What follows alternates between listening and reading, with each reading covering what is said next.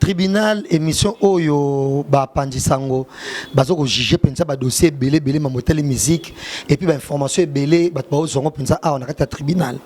Lelo on a bandi l'autre fois de tout ça qui émission tombé masula ba veuve ba mission tout au bakufa et émission on a tina suka to kota la veuve Oyo a appelé jeune na bango nyonso za Florence Emenea alors tous na plateau et Marcel Valable et Laurette Aruna Vincent Chiluzi, tu m'as suggéré Nanyango Abongi na Florence Emenea. Donc, on n'a pas confirmé que Florence Emenea sort avec son auto pakala. Tu m'as dit que na célébrité nyoso Nanyango Abongi na tout temps politicien, au baza célibataire, au baza divorcé, tout temps bango nyoso. Et puis voilà, il y a un dit sujet, tu dois clôturer les lots parce que partout, aux les comica y a un sujet, comica y a un sujet, moi que soit là, si ebimi ça m'a mo o ko bimaku touté, mais enfin ebimi na mi soit batou. Et si c'est plateau Laurette Aruna. Bonjour. Bonjour Jazz Kavolo. Sangonine. Ouais, Sango, ils ont pensé un tribunal. Voilà, on va prendre Vincent Chiluzi. Et bonjour. Bonjour Jazz Kavolo, bonjour téléspectateurs, tout. Dans la émission Oyo, on doit les reconnaître que le tribunal et Mikolo on le voit par rapport à ma vie, mais cliquer à tout moment. Donc c'est la raison pour laquelle tu comprends que tout comme bazan a besoin de temps en temps ceux qui s'y gèrent au lobezali, les trouilleurs au lobela. Pas pour nous diminuer les musiciens, pas pour quitter ça les musiciens, tu au fin les musiciens comme on le dit toujours, mais tu as aussi la analyse, la critique est positive pour la carrière, il y a des musiciens et qui est toujours libre. Merci Vincent. Alain Dele, bonjour. Bonjour Jaska Voulou, bonjour également, on va tout oisir occasion Olanda Bisso et puis on va continuer Olanda Bisso peut-être à la longue. Merci aussi d'avoir continué à Benga Bisso par rapport à tribunal et mes sincères félicitations Nabino, Vincent Tulis, Nayo pour le concept Oyo tribunal puisque mon médiocrité l'équipe moi mingi na presse en ligne. Et ces derniers temps, on tenir la rigueur trop. Aux opposants, je ne suis pas opposant, mais seulement nous voulons la qualité. Nous voulons l'excellence, puisque ça Oyo est un métier noble. On voit mal métier noble et les lots, écoute la médiocrité, va délire comme moi trop. La légèreté. Légèreté, côté moi, mingi. Et puis, moi qui bon moto et aller sous-sauter. Pour tous on appelle lingala bakanche. Alors, et c'est un peu moto na moto. Ah mais kola moke kolandela musala na moi nenge songeli pour que musala lobby et puis sabiso kimia. Mais na base d'un tribunal à l'élo malo apé ali sous autorisé na ngoto bongisi. Tout ça c'est la yo et puis sabiso pe ningi na potoba. Merci Alain Dele, merci à Vincent Chilus ainsi qu'à Laurette Aruna. Bienvenue à tous et merci de nous rejoindre dans cette émission tribunal.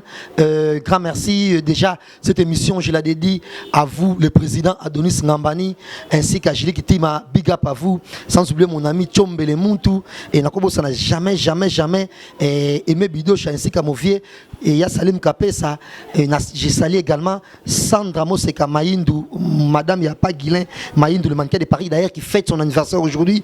Bon anniversaire à toi, Guilin Maïndou, le mannequin de Paris. Merci à vous. Et grand merci également à tous mes amis, surtout à ma sœur chérie Galia Yawaren Bokeli au Paso Landanga. Nabansi to zongi kaka na lisolo wana. Lisolo ya Florence Emenea et Betty Makambo belé na Jiben Piana. Tout le monde va passer l'émission et ça n'a pas bête et quand papa Chira le baka et ça paye le côté mais si quoi et botina makamo belé on a vu déjà n'a habité sur émission en ligne mais par confrère émission moko aina ko luka et bande ko Florence de émission c'est en ligne et na mandi bolandi yango et concert mususu aina luka bande ko ya ex danseuse moko ya JB et les kamobe bimisu suwana oyeko bimate mais déjà mamonio se banda en tout et pas ya Laurette Aruna yone mto bimisa ki kamwana ko pesa likanisi que JB aba na Florence Emenea so tournir nyoso ezui et saloni.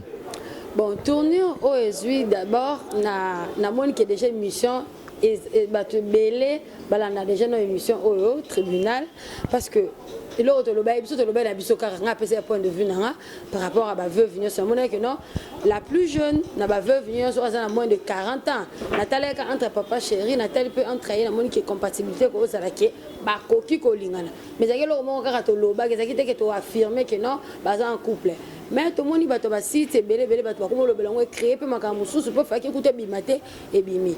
Et na moni côté positif émission et ça li que émission était makasi mais côté sous comme sous na moni que ba confrère na biso sous ba site fait que ba zona temps ya rolanda contenu ya o ezaki na kati émission parce que ba bimisi peut ba bilo comme sous ezaki caché ça li peut bien té pour moi. Voilà 27 Chiluz.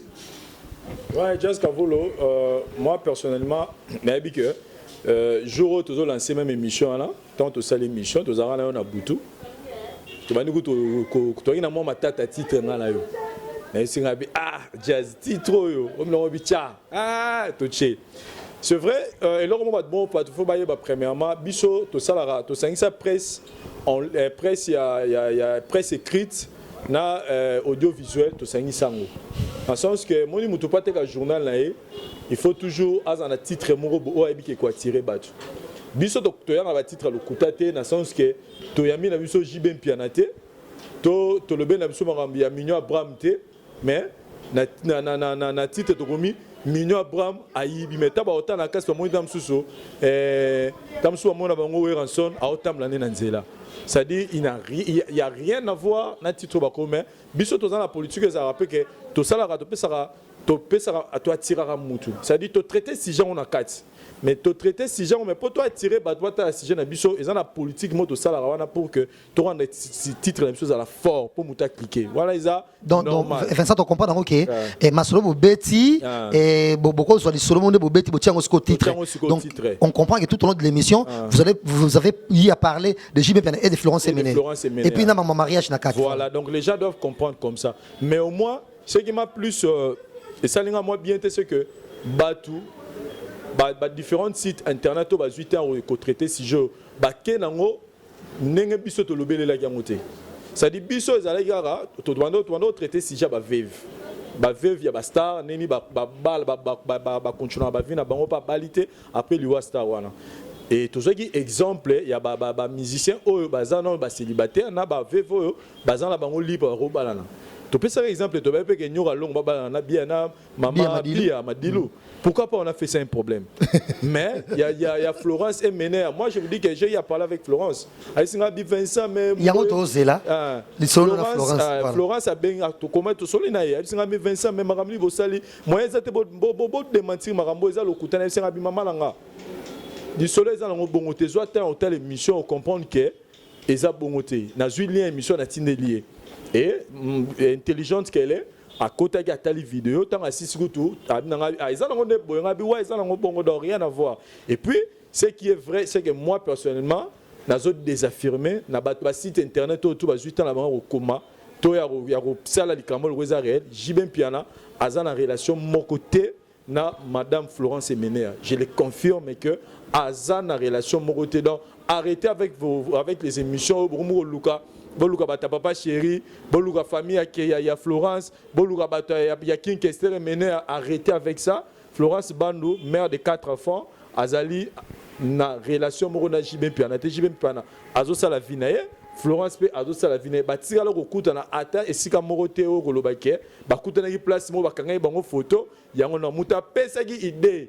Proposition ezaki maman avani panzi na ngaya na jazz ke bakoki na bango pe kolingana mais alaki te que te confirmer ki aruna lobaki te que na monaki papa chéri na Florence na coin moko boité alobaki na proposé et to moni même na ba poto ba site belé même ba temps pour affirmer des choses peut-être bah la confirmation T5 et telle émission. Donc moi je voulais juste démentir yango que Florence Bandou a une relation mon côté na JB Piana. Ce que la relation il y a bango na bango ba congolais voilà.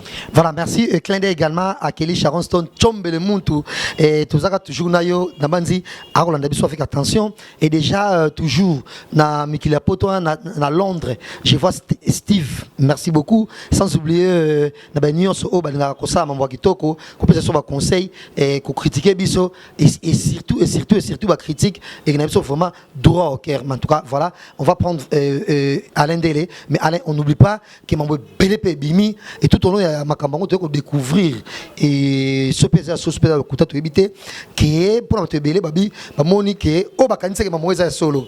Babi, ah, mais c'est normal, tant que Jiba Linga Florence pour nous venger qui s'est mené, parce que Jiba no Linga qui s'est et Kester, Azagi, n'est pareil à mariage, donc toi, et à confirmer, à appuyer, et Liba la bongo ya.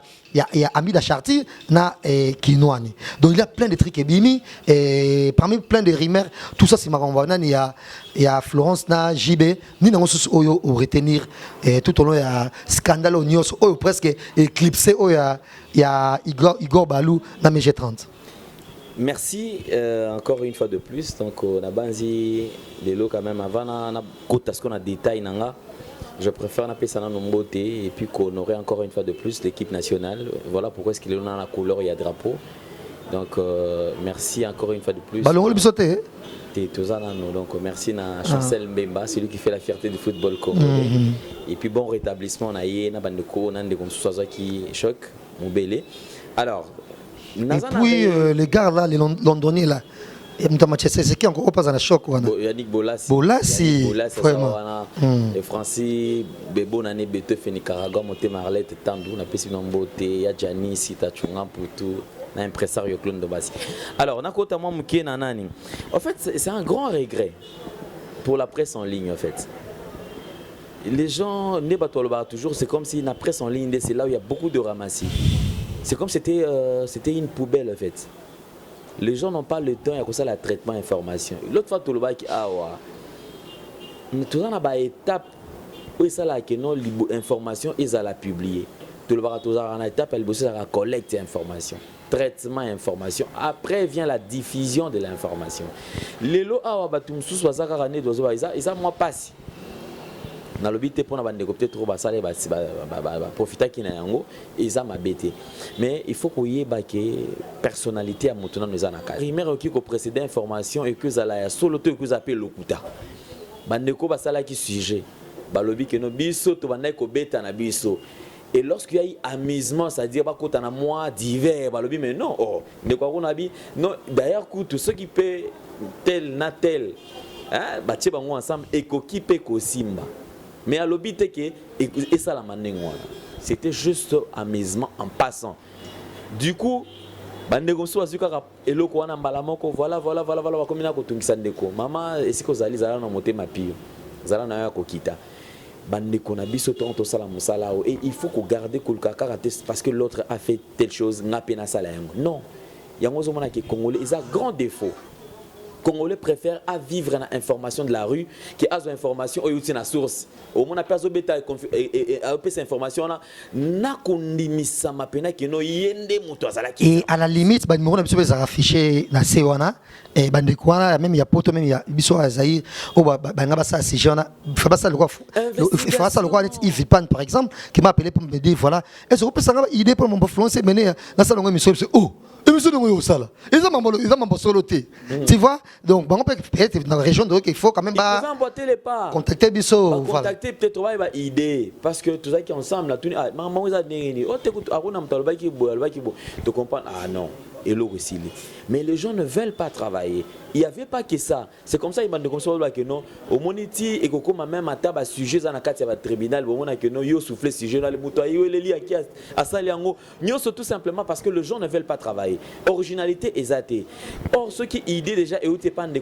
jazz yene azana ba piste ya solution toi zo maîtriser et l'eau qui kolobela même à tayo lingio ozo me koko frôler ango okozo apena originalité wanate ozomona alors ça dire qu'ils a moins regret auteur na bandeko nani médiocrité et s'il en a kasi après sans ligne ceux qui ne décoisu et l'eau parce que tribunal nous vivons l'époque il y a tribunal tout le monde veut faire peut-être ça la tribunal mais est-ce que tribunal est comme on a même auteur qui au tribunal ozo salama point d'interrogation mais je pense que pour na bandeko mingi et ça la papa chérie j'ai même piana que nous saluons en passant et ça la ndeko na biso Florence concert na biso to PCP mbotena libota mobimba et ali makambo ko ki ko samne to zomona ba titre mso mto albe ko na kutu to ti omona bango ba misana ba photo mon kutu boye oya kala mais ce qui mutu photo kanga na parce que quand même quelque part ndeko Florence journaliste papa chéri et artiste et musicien mboka ba occupé aux la peine à photo moko boye mais na moi bato ko kundona ba photo ya kala oh moni kutu o azam ki wana pembe wana kasi Florence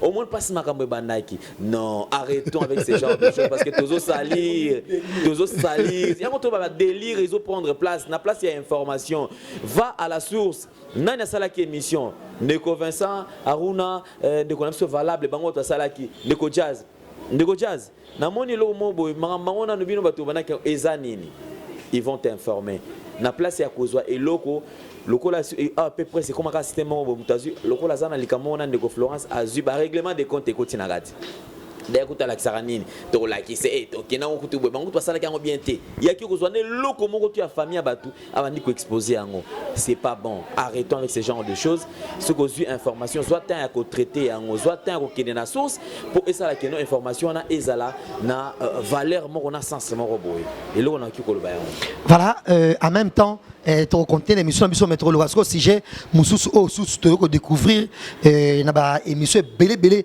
et c'est Siriango li solo mwana tsuka wazaki bongo danseuse ya Jibem Piana et par là les sope bimi ba famille mwana tsuka baza desi il fallait ba atamo na bango parce que soit disant na ba émission au na télévision na internet ba ko interviewer famille mwana tsuka babi oui c'est vrai papa chéri abota na mwana bango.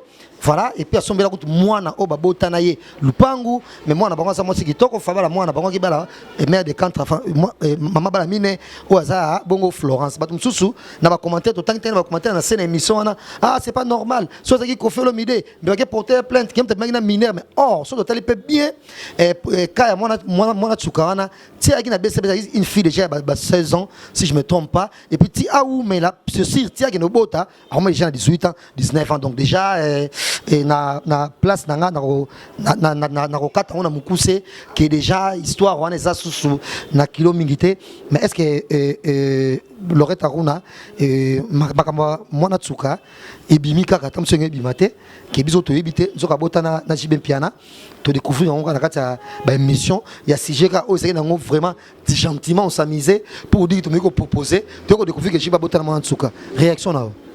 Bon, réaction d'abord quand on a eu tout à l'heure, bateau sala qui émission oyo biso to sala qui bazu ba monika titre ba ko bimisa ko ba bimisi ba biloko mo oza ba vérité mo caché biloko mo boye et ça liberté ba bimisi pe biloko mususu pe ya mabe omoni neti ye mwana suka papa chéri ba bandekone ba ya papa chéri ba la ba ina sens ni o ba se ba bote ba sombe lupango ali suni o lupango déjà c'est bon ba tche wapi.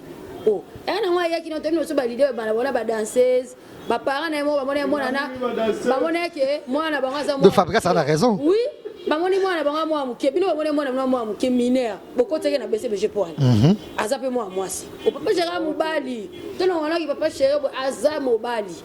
À Moubali, ce qui est à sa fouta, nous on a le pain. Pour moi, je trouve que famille a là, parce que maman a tant sens. Et puis, tu comprends que si on n'a pas encore bota, en tout cas, c'est sous mineur. Mineur, voilà. Mineur, mineur, tu as ça, cola, déjà, cola.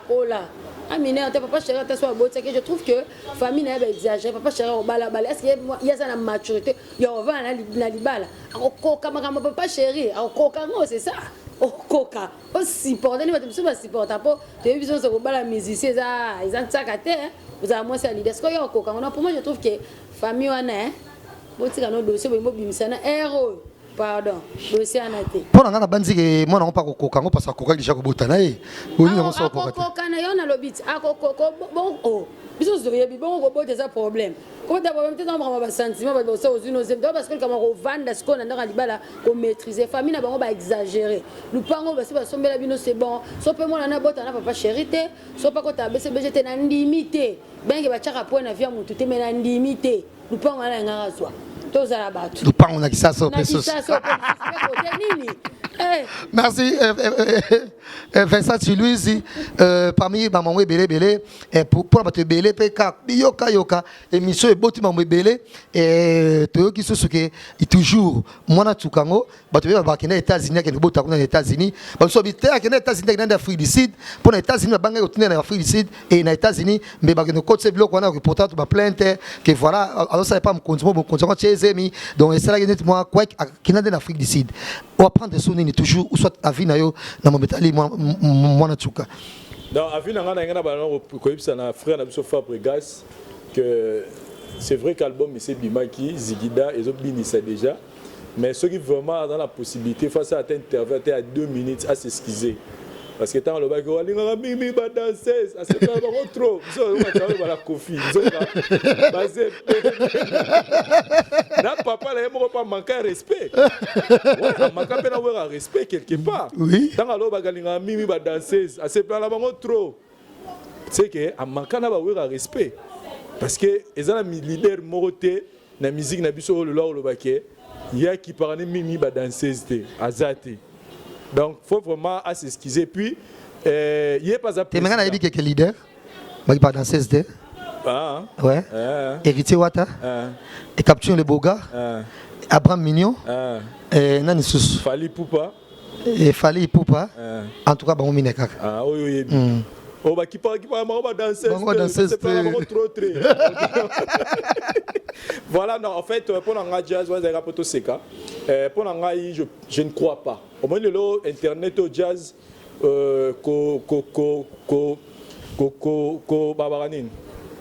concevoir bah émission et sa facilité. Par exemple, le roi Papi Moma, a un problème. À dimanche, il faut nous inviter dans un moko, émission déjà là.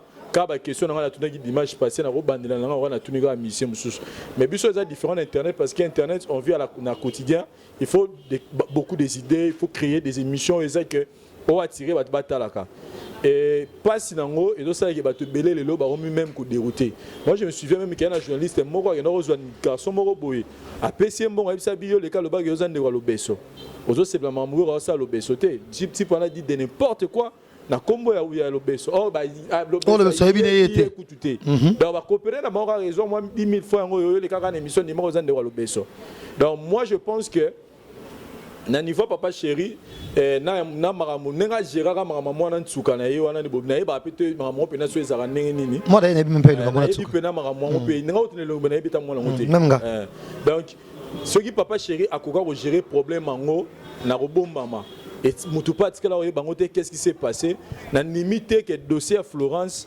mutoko la sa famille ya bande ya mwana wana po ba ko leka na internet moi personnellement nazo douter. En tout cas, on a sûreté à 80% que famille ou les familles à mon entouka. Et ça, on aura pas nanga. Et ça, on va gérer internet, mi ba mon ça là. Par manque il y a ba créativité, manque d'information, manque d'émission. Alors la muganeka ba monika ka jazz ça que émission mon bo nga pena ka ya boya moi 2000 yango boni mara boza famille à Florence. Famille donc vraiment et tu reçois quelques interventions au ba sali wana ba famille à Florence, ba famille à Monatsuka, de tous on moi tous on pena na moi dans moi déjà Rosa la bango pété. Rosa bango pété que no ba les na télévision pour dire parce que leur moroté ils ont prouvé biso mba tout banaye maramonga to lobi ke ezaki proposer ba tout bazonga na émission na batala ba mona ke Aruna jazz botika ki place moko affirmer teke Florence bazan relation ba ne ko senga ne bango ezaka na lobi Aruna ozaka mwasi kitoko ya minyo brampe na kwa madame banage na poto atika ni célibataire donc Aruna pour occuper nos places à minyo il y avait pas minyo on a proposé mais na confirmé té donc totika il doit pas en tout cas animer formation à té papa chéri à n'importe qui té au baroko ça n'importe comment que mutayara boye avant le bon non fala bala moi na biso non t'as la peine niveau na et en même temps on a dit to baksa sou boye et papa chéri pe degré à cara de logo ayete ma mouvement on est sur les salema et on comprend que papa chéri na sindi le que cara na cara mais to aider papa chéri lelo émission ma Florence est menée et si là toi c'est dans ce sujet parce que nous quitte bon moi papa chéri pe bima logo sindi la télévision a ko indi ça parce que ceux qui ba menacer les kimingi tout le monde ça le gars chaîne moi pas indi ça la bonne toi démentir to à kata couper ko na nyoso oyo salemi jusque là pour m'hôpital bongo et sindi on va prendre Alain Délé Alain makamonyo sur maman na tsuka silence ya papa chéri mingi et le beloni. Silence ya papa chéri déjà ça prouve déjà maturité d'abord nae parce que moni déjà rumeur mutazui nae kaka aloba de façon lui olanelango alors c'est comme si tu donnais encore accès au beyomo au salis au fulango c'est tout à fait peut-être normal que azala na moi changer tout ce qu'on fait dans si calme dans le silence sans pour autant que ameka koloba bongo. Alors nakozong al susuma muke susu en parlant nakozong al susu en parlant ya batu o ne bazolo bela awa ya papa chéri to makambo ko sala ma awa. Alors bandeko ba sala musala to sala musala bien. To sala musala bien. Nazo répéter ce que journaliste a ko vivre na rimerté. Ce qui est il faut qu'il y ait une source, une information pour vérifier si réellement ce que tu dis est vrai. Parce que il y a des porter ce que charge il y a ma casse.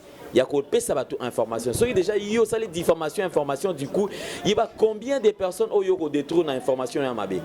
Lorsqu'il y a diffamation, information, il faut même moussous. Au éviter tout combien d'informations. Il faut tout ça l'effort de changer de façon à cause le traitement et l'information à biseau. Pour la Lissola et à mon Tinga personnellement, je crois que je m'abstiens encore puisque c'est vrai s'il faut tenir rigueur, tu vas peut-être la même chose prochainement. Non, vas-y, déjà. Pour ça, l'investigation sur Makamboa. Lelo, artiste, monsieur Nego Vincent, généralement, c'est 100%. Et je crois au moins on a 75%. Il y a artistes Lelo qui sont en train de vivre dans il y a bêtise. C'est-à-dire qu'on va vivre toute la vie, il y a destruction. C'est-à-dire, tout d'abord, c'est-à-dire, artiste sans cœur, 75% moi, si je ne me trompe pas. Si on a tenu un regard, si on a tenu un regard qui n'est pas un sous tourmatassus. Mais au moins, l'artiste va vivre dans moi solo, mais 75% ce sont des gens qui vont détruire mes bateaux. Combien il y a si dessus par les artistes et musiciens? Combien de femmes qui ont été exploitées par les artistes et musiciens? Combien de gens qui se sont fait escroquer par les artistes et musiciens? C'est-à-dire que c'est comme si c'est un milieu, un terrain très très glissant où ils poussent. Il faut en moins qu'au bas. Tala aouza mambaso Nicole Bakeno, leader nini au batam molarana ba danser sur des milliers d'artistes. Vous savez ce qu'on ceux qui 3 ceux qui 5 pas. C'est honte quand même. Et ça Sony. Yepsanga sikoyo. Mais comme père danser ya pe mabete mabeka ande pour mabeka comme sikoyo. Ah mabeka. Allez, excusez-moi. Mabeka makase zali normalement par exemple leader il y a maison mère akobima na ina danseuse ya BCBG. To boya kande ko mana danseuse orchestre na yo parce que mutako linga yo te olingise ye akolinga yo na makasi pa obanga ke olongo na orchestre et c'est ce qui fait ça d'une certaine façon. Mais déjà nous signalons que bientôt là, beaucoup soit si le marché des disques passe en or, passe en or album bongo, oyo Abraham Mignon a préparé, mais déjà remontada sur les marchés dans la boîte de nuit déjà qui toko binango et ça qu'on a plaisir. Bonne guérison à Mike Lovalova sans oublier avec son cas la Mukuna qui nous suit en copie. Merci à vous et grand merci encore une fois au président Adonis Ngamani et madame Naëjli qui m'a depuis les États-Unis, sans oublier Coco Ngambani, Coco Mills, Akotalanga, et c'est ce qu'on a plaisir sur ces plateaux. Tu vas déclarer ma cassie. Babi Ming, ben, misoto sala, tous acteurs, ma journaliste, bonaboye, c'est biso, tout ma journaliste, c'est un sala débat, il y a musique. Mais ce que tu as bongoté, et nous recevons pour vous Abraham Mignon qui va faire son entrée sur ces plateaux et pour une première émission, il y a un musicien dans le tribunal, donc elle est là. Tu as Abraham Dengue Abraham, bonjour. Et voilà, Lorette Aruna, Vincent Chiluzi et Alain Dele Boni. Ouais, ça va. On a comme dans le tribunal. On a habité dans le Samba. Et l'Issolongo, il y a. Quand il n'y a pas mis la terre. Mais l'Issolongo, il y a remontada dans le Bandeko. Abraham, le bel Abissonan. Ouais, remontada déjà. To la caille batou to bimisi to sato sela bango clip il y a bien et un générique je crois que partout ça et on a les réseaux sociaux on a Haïti on a Apple Music nyonso déjà to tel bango on a forme nyonso voilà to tel bango ba audio et tout à l'heure là on a bougé pour na que ça bango clip il y a degré nze momo ça on a degré. Et Abraham, c'est vraiment un plaisir et courage encore une fois. Merci. Et Mayu, selon nous, réservement facilité. Nanya zana simanayo. Et nanya zana simanayo, couper ça mon solo. Ne ba émission, ne ba mamamoy zana tango ko ta studio. Bonabo, il y a qui au ba va soutenir yo. Ouais, il y a personne d'autre, il y a que moi-même. Et puis on a pas son or, ils ont déjà un producteur nango, on a remontada au to qui appelle mon ko il y a Fray, le producteur Fray, David Monceau, non asimba des titres wana ya mo bat bamoni bazia on a ba plateforme et tout au bat banga bakuta musique quoi en général. Et c'est sûr, Gino Caporisha Orlandayo, c'est sûr, Ronsa Kanza Pazotalayo, et n'a battu Nyonso Oyo, et Balandi Lelo na tribunal, et ce personne mon en contact parce que, comme vous le savez, séance à studio, ils ont déjà GT, et musicien c'est toujours faut faire ça qui tourne, on l'a déboyé, ça pas qui tourne linette nayo. Alors moi, Koli Kakanen Tolingara, n'a pas dit ça, sous qu'on a plaisir, non, contact. On a fait ça en beauté, Ronsa, et puis na. Et quoi la maman Capo numéro n'a contact ça le roi n'a bougé beau numéro contact ça 09 97 86 86 88 085 088 49 35 WhatsApp ça 0032 466 45 99 20 donc nous kende tourner clip et puis na kota sous na longa sous chambre na ningi ya Cape Town net bato côté ba lendele wana Afrique du Sud wana ça pe na posa na bango auto na posa ba lubae ba imbae on est là et puis bientôt l'album passe en or. Et clin d'œil également à Capuchin Leboga qui séjourne depuis hier au Johannesburg. Bon séjour à vous. Héritier Watt ce dimanche na Kinya Bankale, Kinya Banoko, ya solo. Et Abraham, on m'a dit que ça micro pas il y a Loretta Aruna. Voilà, yo reçoit micro nanga les temps que baba concert nanga ba confrère nanga ba me rappelle moi que samedi sur na tribunal na ba actualité new sur musique au isoleka. Merci. Ok, bonjour Mignon Abraham. Bonjour Aruna. Vrai chéri, moi ton avis vrai chéri, boyora ba komil sous. Ok, voilà. Question dans le dossier, on a une partie polémique pour nous côté en détail. On a une partie polémique. Mignon Abraham, osa déjà patron, osa na orchestre na yo, osa na bateau, osa na bango, osa na ba musicien, osa na ba danseuse. Yebisa bisonam. Yo zara relation na ba danseuse parce que depuis que ba leader mingi bazala toujours na ba bimaka na ba danseuse na bango. Yo siko obima pe na ba danseuse na yo? Non. Nga déjà wana déjà fantasme na ngate. Wana ba ba petite sœur na biso to créa kaja ponanga na mona ngo ekoma ja famille. Na mona ba petite sœur nanga. Donc on va no tout na bango ata na sima caméra.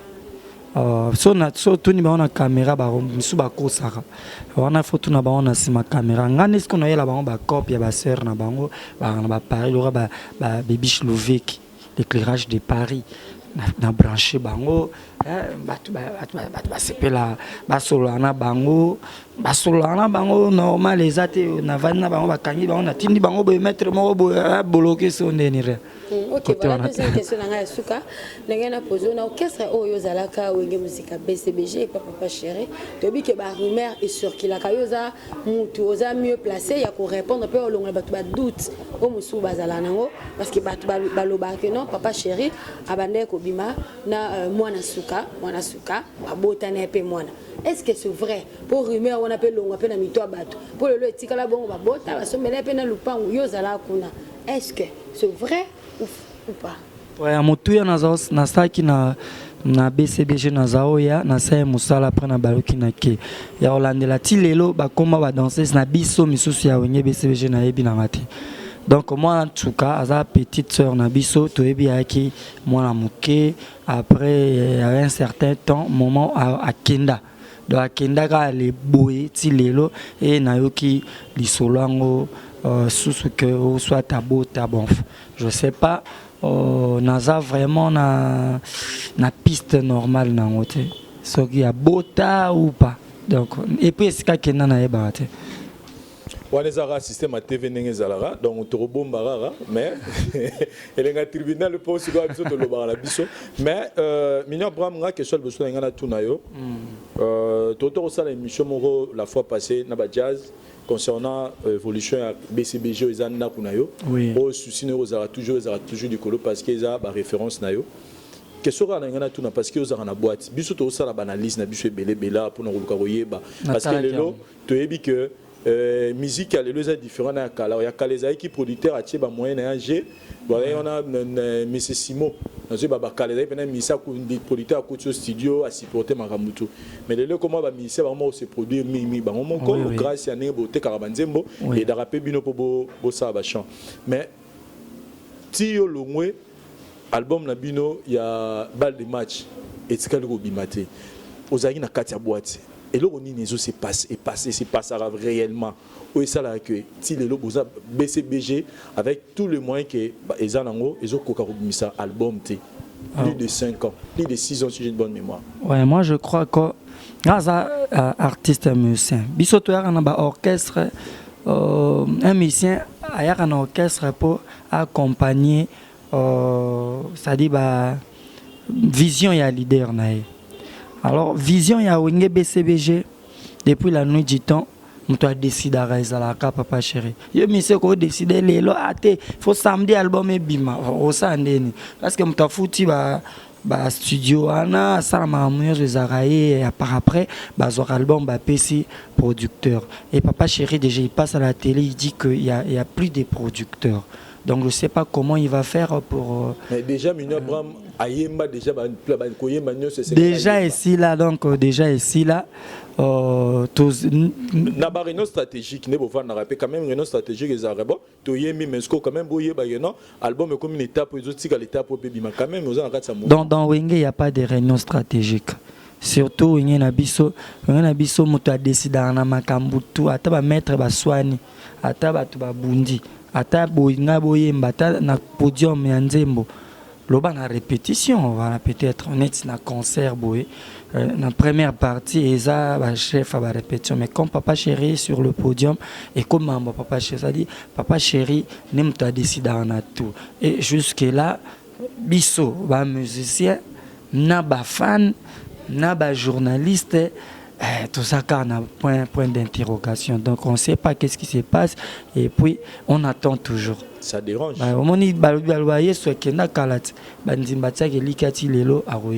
Donc je crois que vrai il y a BCBG jour papa mais ça dérange parce que le mélomane le fan de BCBG demande l'album Baltima. Et tant que musicien et là, on a même vie, dans carrière de musicien, au BCBG, le fait que vous êtes en train de travailler, mais plus de 5-6 ans, album et donc ça donne pas l'heure à faire évoluer un artiste musicien qui est au sein du groupe Wenge BCBG. Parce que par rapport à il y a Maison Mère et Wenge BCBG, parce qu'il y a une rivalité intense. Hein? Oui, et Renia qui paye Renia Ratilelo, malgré moi, les coma. Et sur le taliban album, la musicien Maison Mère, Bimisana, au BCBG, Bimisara, BCBG a toujours mouqué. Et c'est par là que mon musicien a Wenge Maison Mère a plus de visibilité.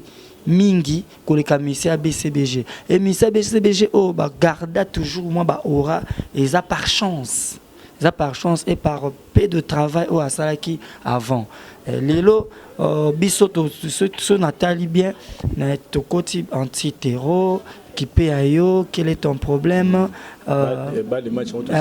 sont sérieux 3 albums et puis surtout que na maison mère tozui tozui nani mukuse aye abwaki bakei bateka bayembi bakei bakei robino bakei c'est-à-dire esali ata voilà esali ata 10 lots on a changé 10 lots ça y est ba musicien so ezaki biloko roteka c'est-à-dire ça nyonso wani kei mais misusu wana et puis misusu wana se prépare déjà ya kokende. Et après, tu vas au land de la musicien. Aujourd'hui, musicien, frère Nabiso, artiste Nabiso, Nicodème. Je crois qu'il y a comme un 3e album. A sali 3 ans ou 4 ans. Mais il a sali na wenge 16 ans. On a 3 albums. Ça dit 3 ans et 16 ans, 3 albums. Ça dit plus de visibilité et ils ont revenir dans la musique. Et puis, ceux qui osent forter dans Wenge BCBG, voilà, c'est par rapport, il y a programme il y a leader na biso ça de mutu na mutu aza na ndenge na ye azula makambo mais ezaka que moi c'est que je peux dire aux artistes musiciens au sein du groupe Wenge BCBG trop de télévision pour garder peut-être mais trop de télévision moi image parce qu'on a l'obité donc il y a on a lobby na ba artiste parce que Roger Ngando na Mosaka bango ba na département mususu bango musana bango eza ba lobeli papa chéri c'est-à-dire ba artiste pe bazwa péton à l'équipe à moi 2 minutes, moi vite fait. Voilà. C'est-à-dire 2 minutes on a vite fait, c'est pour le Wenge BCBG, na carrière il y a artiste musicien. Voilà, dernière question on a appelé Salende les micros, au moment tout coutani, ils appellent on a vu que la mingi. Mignon Abraham sur total frère nous dit nos caporich. Ouais. C'est l'album. So yoki banze moneza kitoko. So zu penatan yoka. Déplique pomba nuance. Atom cet album, so qui album nous rappelle que yemi banzemba bien et tant d'autres peut-être qui maintenant mutu na micho. Je remarque une chose c'est que ba musicien il y a génération na bino au besoin mis album mikolo bazo yemba bien, ba obina bien, ba aussi ba clip pas bien. Mais retour sur le terrain et pesa makamboté. Minyo ba mabongisi ni o amonika o zo bongisa nini pour que à ça la différence na ba ndekorana. Ouais, pour faire la différence eza likambomo rokara. Alors ce que album mokile CP nango oui bato lelo yo oza journaliste oza muta ba internet ça dit classe na yo eza ne monter na mutu mo aza na ba nzela alors il faut faire ça il faut faire album ebele beta bien na mboko yo pe bato ba yoka ngo retour nango eza bien parce que ba mission ba sala ki ba retour na babasa qui ba tour ya ba commune alors il faut faire les tours des communes boya bobeti moi 2 fois bolongo na kasafu buboke na ngirengiri bobeti ça dit bozo beta alors ko beta wana ezo excité ba tout ce qui ayoki abaya ko beta awa et ko kipe ko faire évoluer les choses ça dit beaucoup de stratégies. Merci, nous profitons de l'occasion puisque Tozana sur le plateau, Mignon Abraham, bref, Lelo, la musique congolaise, c'est vrai, nous avons une nouvelle classe au sein de la musique congolaise, Oizaki Lobité. C'était peut-être hier, vous étiez au sein d'un groupe Moko, Oizaki géré. Et aujourd'hui, vous êtes patron, et vous êtes également patron de groupe, vous gérez aussi certaines personnes.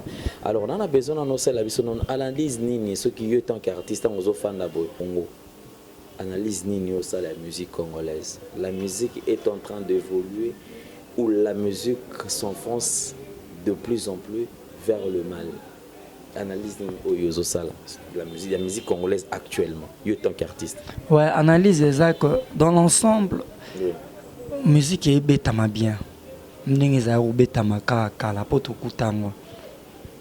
Et il y a d'autres choses qui ne marchent pas. Il y a un bateau baramo likolo, na bateau baranase. Pour papa comme ça moi na niveau il y a le niveau élevé a rozoya au laxai makam o ya yebi. Lelo ba vie o ba likolo ba boso na biso. Ça dit ba peso espace tere petit yo to ça lelo obi ke lelo oyo lelo so ve na biso binadama. Ve na biso we ranson. Vena biso mo pao basangani babi bon to betsa ba petit 4 ou 5 petits musiciens parce que nous sommes le petit de vers bango to betsa bango single soit album et puis tu sais combien ça va donner et puis c'est l'eau mo boy alors biso ton a problème mo boy liboso na biso déjà tant que déjà leader ya nene ya makasi déjà tu déjà que alors ça rien ça dit yeba que fan na yepi o alingaka ye aolana makambu o leader wana azosala ça dit toujours souffrir quand il ça dit bon moko ndezati na boye otabo leader tena leader te basola te leader tena leader te basola te ça dit leader o jamais nous les vraiment bêta o bêta samedi au bêta samedi moko to teneti na Bichilix ou soit awa na libanda ya boutique na biso au bêta ça dit vient na biso vena biso ya leader moi makasi pa leki na télé abengi bana bandal boy asala ngote mais tout monde ngo ba ivoirien ba sala ngo ba ivoirien ba le biso ida sika ke muta misi album na ye musicien mo misi album na ye bango nyonso batia ngo na bango pe ba ke ba jour musicien on a oteka ngo c'est à dire c'est par là au mona musique na biso ezokendeka na contre-temps et moi mutu mususu aza mposa évoluer mais ba créer les kaka un temps lâcher prise parce que tant que batu misusu bazo lâcher prise l'avenir de la musique congolaise eza epa banani parce que mokolo moto comme mokolo aza son avenir te avenir ezalaka na ba o bazana no bilenge alors mikolo ba encadrer avenir bilenge pe baza na tête bien faite deux pieds sur terre pour que liboso parce que ceux qui moto aza motivé te par mikolo ende sika mona ke moto comme désespéré donc c'est ça. Merci Mignon Abraham. Donc la toute dernière question, je crois que au sein de la musique congolaise, tout le monde a polémique, ils ont vraiment place, une polémique intense, ils ont qui place. Mais depuis un temps, que ça la lecture par rapport à Nayo, Mignon Abraham, la concert héritier Watanabe, Mignon Abraham chez LBG Cappuccino que nous saluons, Mignon Abraham qui s'est produit à la Zamba Play, Mignon Abraham Robinho, Fabregas a perdu un de ses poulains auquel s'est présenté et tout consort. Et par rapport à Nayo, qu'est-ce que tu veux faire t'expliquer, Papa, puisque je sais que je suis tout dans le langage mon codé. Alors, en faisant tout ça, le langage où ils ont codé le qui dévoilé biso ezanini. Na makambo tout oyo zo sala puisque tu es que so longo côté mingi nga pe fona créer moto nga mo za lokola adversaire to yo kana na été soit na finga e pour nga pe na sa position mo boy mais c'est le contraire na yo parce que yo langage codé oyo eza sima ya mutu na eza nini par rapport à makambo zo sala. Ouais, si yango na bis idée ya ko kanisa batu ebele uta kaka et pas ya mutu moko je crois. Fléau, il faut tomber masco fléau de la courtoisie. Fléau na ya courtoisie. So Léo na ke concert ya héritier, ya Fabregas, ya Robino, ya Shaingenge Ibuba et qu'on change rien. Et on change rien. Parce que bato baka assez diminué. Ayaki ko sala boye, ayaki lukaba fula mais biso si to fula ma jana tongo.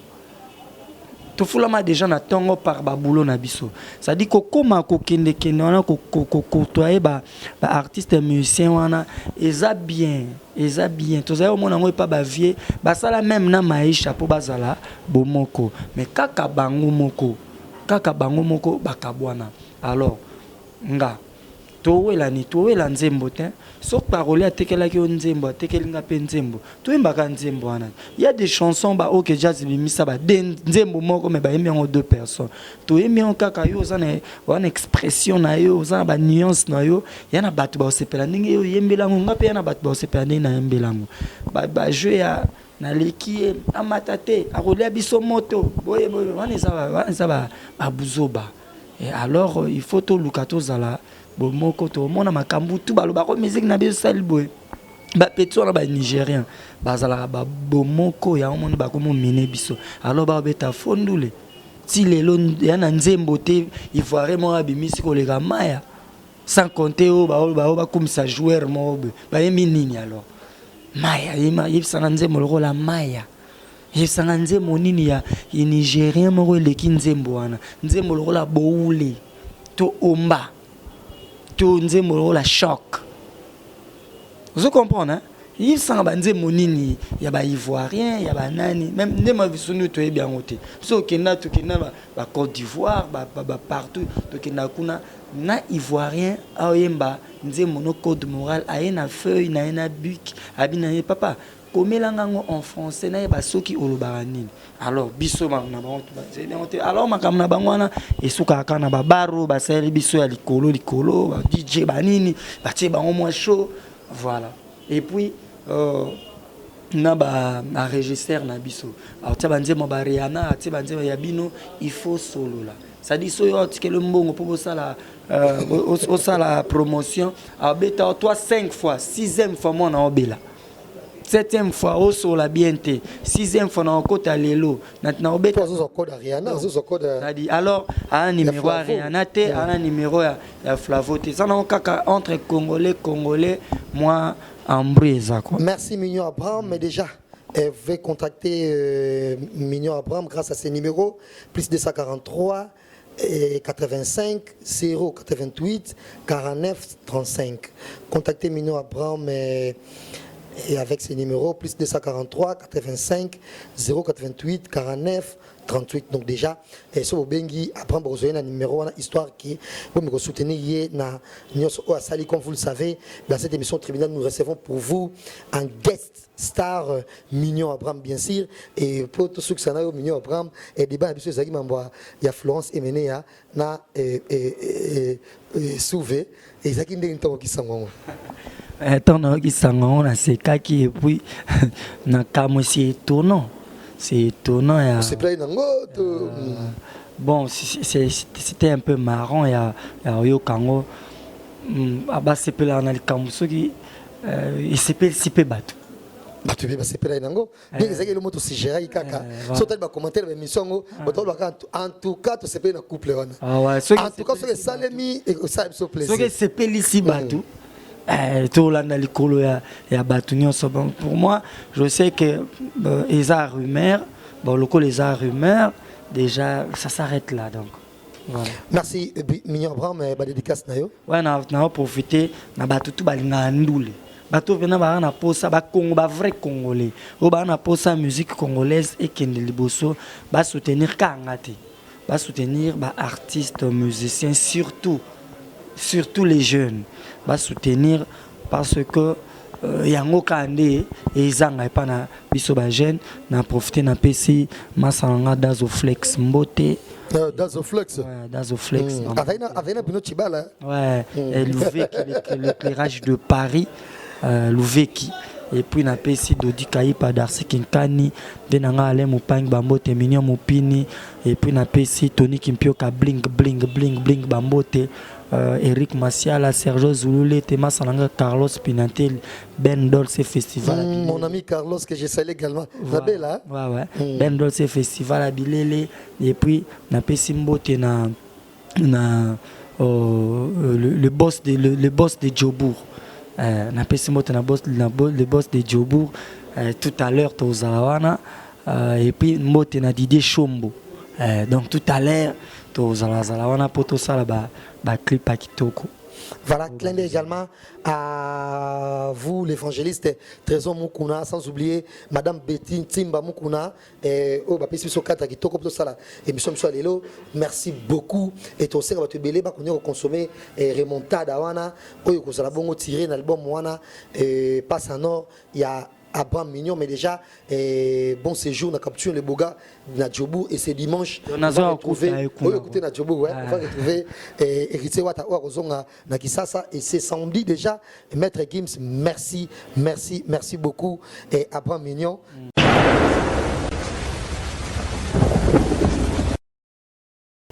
Loretta Aruna, un mot de la fin pour Mboto Panan. Bon, mot de la fin, pour l'émission, pour dire que c'est pas dans le tribunal, que ça me dit que ça n'a pas bien. Que ça me dit ça va bien. Pour ce que ça me dit ça va bien. Donc, par rapport à ce sujet, il y a un éclaircissement. Il y a une rumeur circulée et bouger, monde est lié, actualité, il y a Igor, il y a MG30, et lié pendant l'actualité, que et Bundi ni pezana actualité Cindy. Oui, et Bundi bitumbane, Bundi sko bitumbane. Et yango konyo Bunda. Bundi Bunda bitumbane Cindy mais Elia kinde ya Igor. Igor a changé, okufa société, lu comme ça quoi. Donc voilà, n'engana lo bana bato ba site, eza bien mais tous un peu professionnel dans le sens que to lu karaté, to sala bilo comment bo crapaud na ba vue. Baninga ba traiter qui sujet na ba misa qui eza qui sujet to traiter qui eza qui na ka ba proposition to proposer karaté tel na tel et Rosimba boyena boy Rosimba mais bolande li contenu ou émission de ça qui te tel cas titre ezakana et petit trana ba qui peut point d'interrogation donc ezelo moko za question ba poser qui m'a bino botali ngote bino bozuma mo affirmer bo commencer na émission na déplorant pour moi na déplorant na s'appelle vraiment na ngote Un grand merci quand on tout Bolanda tribunal, na tout oh boza continuer toujours que s'abonner na site nanga lisanga force télévision pour 25 bisinga pena bikeno en tout cas meilleur chef depuis na yeba yo seconde peno seli comme moi qui meilleur chef. Donc là on est à sur tambola no raison na ngokaka. Bambo te pas meilleur chef mais déjà on a passé na Patrick Moulele. Patrick Moulele, le vrai Patrick Moulele, soda Aolanda depuis Paris. Donc il y a eu un et puis mon ami Succès Kassongo bien sûr. Succès Kassongo finou quoi Paris Molex Aigle Noir Pete Lukaya le millionnaire Apocalypse. Bakoti. Voilà Kane to lingaka. Vincent Tiluse un mot de la fin et puis naïbi que vous avez tout mingi pensate au bandana le président Donis et puis madame Julie. Puis ainsi de suite. Voilà, donc mode la fin dans les que non, na pesika conseil, na bande on a bicho, ba komi pe ko utiliser batu, que non, yara no neni, yara no jazz, j'en 10 000 francs légal au bago zande go ya kingandi, toza muta kingandi, et ça la propreté. C'est vrai que toza na posa ba obenga ngo comme mo scoop, voilà, toza posa ba scoop tout ça banime, tout le gars rappeler à soleil au ça la bien. Et pour notre dossier, il y a Papa Chérina Florence, je pense que Lilo est en terrain. Donc, il y a une émission pour dire des choses concernant... Florence, il n'y a rien à l'intérieur. Et là, il y a une émission d'ailleurs, il y a une émission Aruna a proposé qui a proposé à Bakoki na bango ndenge a précisé ba proposer pe bona nyora longo na mama biya ya madilu donc ça il aura ba proposition bon ya ndenge solo te puis pour na mona tsuka penga en tout cas na bisa base à la prudence na ba propos non soit ba loba qui je pense pas que ça pena bongo Papa Cheraza aza tellement makasi garo lingate bablo amike au salir comme on donc voilà merci na bande retour à telle émission comme vous avez dit à tout seigneur à tout honneur le président Denis Sengamani Mbambi balobi la personnalité de bienfaisance à Gigi Julie Kitima balobi merci nayo nazo mona déjà bablo oneza oyezo sanga bien avec Patrick c'est lui qui contrôle l'armée, Patrick Nani. Bokanga. Patrick Bokanga. C'est pas Patrick, j'oublie le nom, mais c'est l'époux de Carmen Fontes. Carmen Fontes, ouais. Voilà. En tout cas, tous les Penakin, tous les Nakin, en tout cas, et puis à Coco Mills, Colette Ngamani, Chombele Moutou, Nazoka Pet, Chombele Robenga, dans la tournée venue mission, donc on a l'élection même brève, donc Nazo l'appelé tout à l'heure l'après mission. Et puis voilà, Nicolas Bena Banga Batbaza Pena. Voilà, on va Alain Dele. Merci donc, pour l'occasion, pour notre tribunal à l'élo. Je crois quand même tous il a peut-être prochain numéro, ceux qui tous à la invité. Donc Toya toujours, continue toujours à bosser de la sorte, puisque ça là, on a besoin d'excellence. Ça là, on en a marre, tout le monde est limbi trop ma finga, banine et tout qu'on sort. Et surtout que ça là, nous avons le droit de protéger puisque ça gagne peine à biso. Tout le monde est indépendant, tout le monde est dans coquille à parents. Alors grâce à ça, tout le monde a tout cobique. Alors, merci Mingi attention, on va continuer à soutenir Bisso. Comme j'avais dit, je préférais peut-être Malobananga et Loba. Je voudrais sortir peut-être de belles phrases par rapport à Ndeko, Bisso, mais je préférais qu'ils allaient accompagner. Peut-être na effigie na latile loboye, couleur et drapeau. Merci infiniment à Chancel Mbemba, c'est lui qui fait la fierté du football congolais. Enfin, les Congolais ont compris que Chancel Mbemba a ça la fierté. Moi, je suis donc vraiment, c'est vraiment infidèle. On rejoindre Bandeko, un président Donis, on préféré Jazz Mingi na Vincent. Donc, tout le monde a tapé côté kuna, puis ça allez, bon, merci na impresario Claude Ndombasi, merci na Jani Sita Chunga Putubanga Mitur ya mère Anita Sita, merci na ya Roger Dey Mampuya, merci na Odilo Mampuya exemple à suivre, ya Pichu Mies na Chine, Eva Moiri na Autriche. Merci encore na Bandekoutou, continuer Francis, Beto fait bonne année Nicaragua, Motema Arlette, tant de mère double depuis la Suisse. Merci également Joyeux anniversaire na Bibi Azialoma depuis la France. Na PC joyeux anniversaire, joyeux anniversaire également. Joyeux anniversaire, mieux vaut tard que jamais. Mais ça là on a une émission puisque Nebi qui émission est très suivie. Junior Owendo, donc artiste Ambo Cannabis. Joyeux anniversaire puisque anniversaire. En tout cas merci. Jazio c'est pas le tenir. Anniversaire, nous on s'appelle en côté. Il y a Gina Wen. Bon anniversaire. Ah ok, merci. Ah voilà. Nangagine batuyo surtout va réagir donc eza bongo et merci aussi na bandeko tout au va continuer à kotala esika to sala ramsala nouvelle tendance TV au bosabona a pas présent Vincent bo pusani pe kotana botala rapé biso to bana ya président Vincent et puis merci na bandeko surtout va payer sa confiance mingi na ozongela susu. Respectons l'éthique et la déontologie journalistique. Moussa le métier moko noble. Merci. Merci. Maman Maginzazi na Suisse, hein. On a bato balara a osali sauter pour boire. Mais bola mo legi tellement belé donc faut passer comme mbote. Donc maman Maginzazi na katsa Suisse on a mbote belé mais voilà. Voilà, grand merci également na Zazastar Zabolo Force tranquille. Moi sur Gangela Paris et tout ça et sans oublier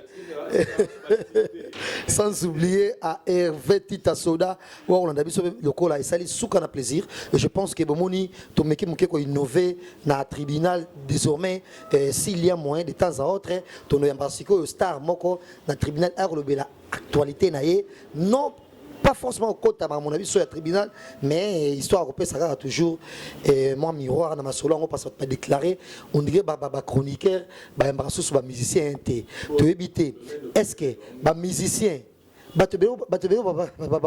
musicien ça suivi ton dengeni yango na bandi tomeki ko ça penza musicien na émission très prochainement déjà.